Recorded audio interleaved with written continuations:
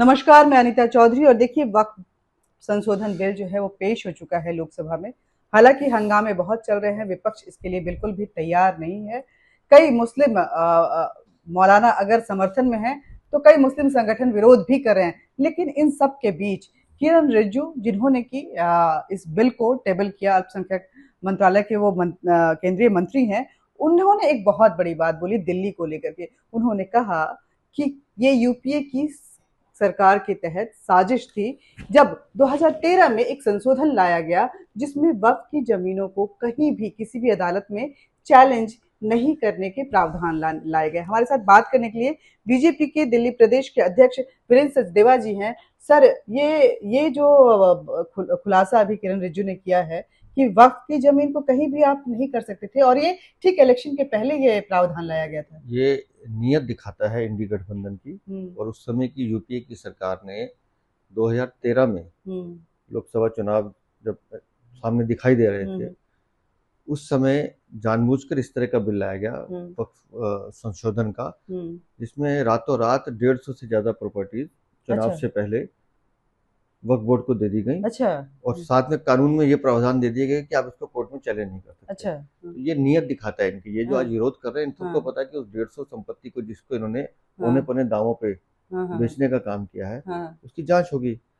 तो वो अगर वक्फ बोर्ड के संशोधन में उन सब संपत्तियों की जांच हो रही है जिन पे होटल या कमर्शियल कॉम्प्लेक्स बनाए गए हैं, और वो संपत्तियां अगर मजलूम और गरीब लोग जो है मुसलमान समाज के भाई बहन है, उनके बेहतरी के लिए वो उपयोग में लाई जाए, तो उसमें बुराई क्या है। इनकी चोरी और डाका मारने की जो आदत है, वो इस नियम, इनको डर इस बात का है कि इनकी चोरी पकड़ी जा रही है। तो उस चोरी से अपने आप को बचाने के लिए, अपना फेस सेविंग के लिए इसका विरोध कर। जी देखिए, ये बहुत बड़ी बात हुई कि इलेक्शन, उन्होंने डेट भी दिया कि 5 मार्च 2014 को ये सारे प्रॉपर्टीज ट्रांसफर होते। शायद कांग्रेस बहुत कॉन्फिडेंट थी कि 2014 में सरकार उनकी ही बनेगी, तब दिल्ली में कांग्रेस की ही सरकार थी।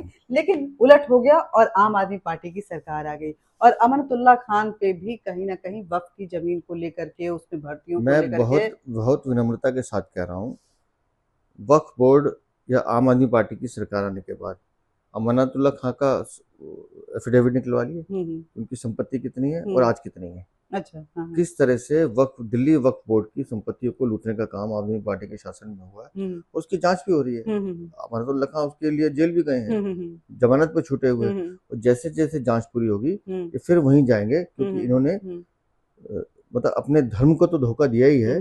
और मतलब हम ये कहेंगे इससे ज्यादा शर्मनाक हो नहीं सकता कि जिसकी आप इबादत करते हैं, जिसका आप नाम लेते हैं, और उन्हीं के नाम पर अगर आप जमीन पे कब्जा कर रहे हैं, धोखा दे रहे हैं, तो इससे ज्यादा गिरा हुआ काम क्या होगा। एक बात और आई कि इस चर्चा के दौरान कांग्रेस और सपा के कई नेता, इमरान मसूद जैसे, उन्होंने कहा कि हम भी राम के वंशज हैं और हमें राम न्यास की, जो राम मंदिर न्यास की जो समिति है, अगर वो राम के वंशज हैं और मान रहे हैं, मैं उनका अभिनंदन करता हूँ। आए सार्वजनिक रूप से हिंदू धर्म में अपना परिवर्तन करें, ग्रहण करें, फिर जो उनकी जो डिमांड है उस पर विचार करते हैं। जी कल दिल्ली प्रदेश बीजेपी की तरफ से एक शुक्रिया मोदी का आह्वान किया गया, क्या है ये कार्यक्रम? देखिए, हिंदुस्तान के साथ साथ दिल्ली का मुसलमान भी मोदी जी को शुक्रिया अदा कर रहा है कि इस तरह के बदलाव से, जिससे गरीब पसमंदा मुसलमान, गरीब मजलूम औरतें जिनके साथ अन्याय हुआ है, या वो बच्चे जिनका हक मिलना चाहिए था,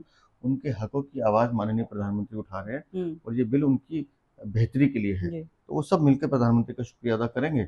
और निस्संदेह प्रधानमंत्री ने जिस तरह से 3 तलाक के माध्यम से मुस्लिम महिलाओं की बेहतरी के लिए काम किया, इस बिल के आने के बाद भी निस्संदेह इससे गरीब मुसलमानों को फायदा होने वाला है। बहुत बहुत शुक्रिया आपका। तो देखिए, बिल आ चुका है, चर्चाएं इस पर बदस्तूर जारी रहेंगी, ऐसा सरकार की तरफ से भी क्लियर कर दिया गया है कि नॉन स्टॉप इस पे चर्चा होगी, जब तक कि सभी अपनी बातों को नहीं रख लेंगे और विपक्ष कहीं ना कहीं कंक्लूसिव नहीं होता है। लोकसभा के बाद ये राज्यसभा में भी पेश होगा।